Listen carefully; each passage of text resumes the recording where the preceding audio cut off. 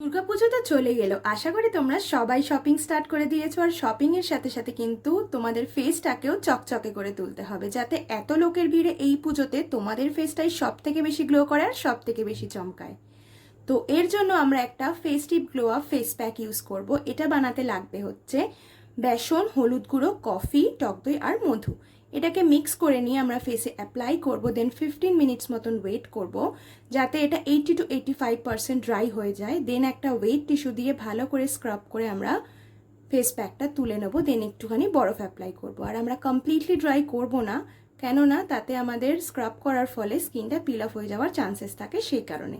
তো ভালো এফেক্টের জন্য এটা সপ্তাহে 3বার ইউজ করবে। আর দেখতেই পাচ্ছ আমার স্কিনটা কতটা গ্লো করছে অ্যান্ড টাইট ফিল করছে। তো ভিডিওটা আজকের জন্য এইটুকুই। যদি ভালো লেগে থাকে then please do like, share and subscribe to my YouTube channel. তো দেখা হচ্ছে নেক্সট ভিডিওতে। আজকের জন্য